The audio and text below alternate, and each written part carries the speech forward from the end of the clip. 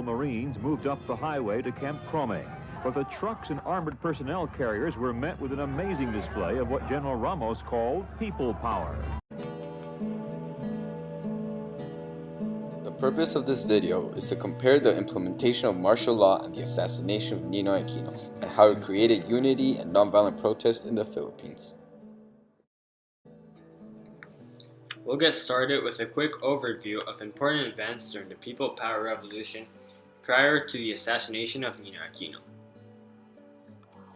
In this picture, at the very front are police officers, and at the very back is the student movement.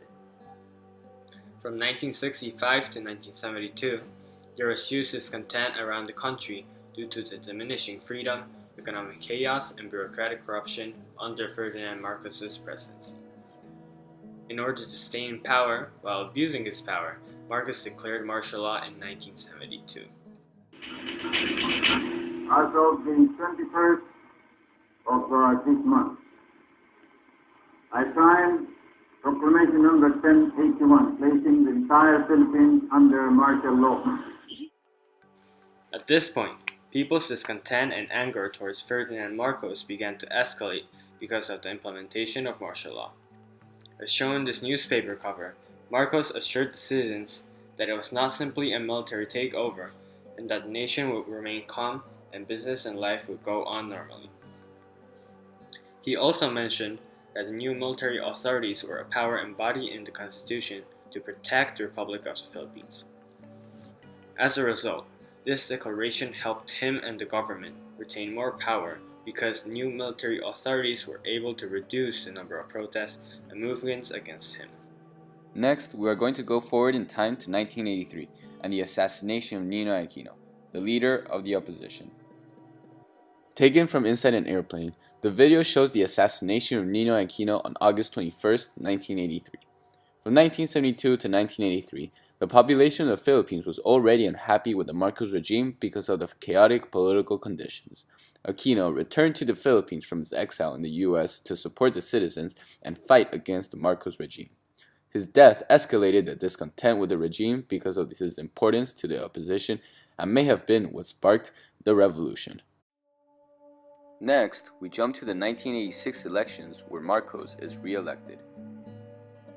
In the election, Marcos wins against Corazon Aquino, the husband of Ninoy Aquino and the leader of the opposition. In this picture, Marcos is at his inauguration in 1986. In his inaugural address, he says that he will do anything to attain the welfare of the people of the Republic and that he wants to change the people in the Philippines from oppressed to dignified. Despite his words of encouragement and societal improvement, the citizens were still unhappy that their leader, Corazon Aquino, was cheated from victory. With this moment and the death of the much-loved Ninoy Aquino, the citizens were even more furious at the government, which ultimately caused the People Power Revolution to rise and revolt. After the election, huge protests erupted in the country. For the sake of the Filipino people, I ask Mr. Marcos to step down now so that we can have a peaceful transition of government. As nonviolent protests erupted, Aquino started calling Marcos to step down from the government. The clips shown before signify the People Power Revolution and the peaceful measures that the people decided to take. The main goal of this revolution was to force Marcos to step down from power peacefully so that Corazon Aquino could become the next president.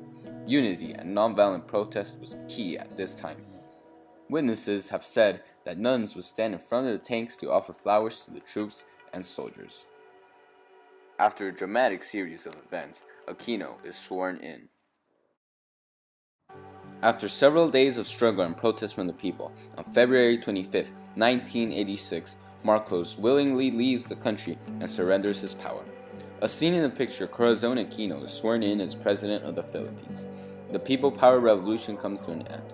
After years of anger and discontent from the population, they finally achieved what they have always wanted, Marcos losing his power.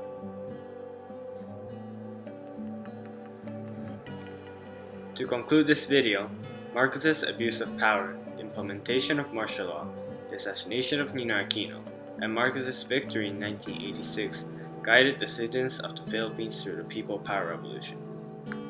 The assassination of Ninoy Aquino intensified the nonviolent protests to a great extent as the citizens lost their leader, Ninoy Aquino, who had a compassionate and devoted attitude towards this issue. However, the implementation of martial law had the greatest impact on the citizens' unification. Under martial law with the government's military oppression, people chose to revolt in a nonviolent form and strive for justice and freedom.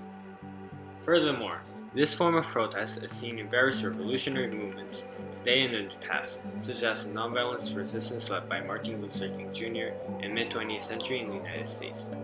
As Dr. King drastically improved the conditions of African Americans in the nation, and the people power in the Philippines successfully attained freedom, nonviolent resistance is effective in achieving their shared goals through unity. Therefore, a strong unified nonviolent force can possess great power when compared to government's countermeasures against protests involving violence.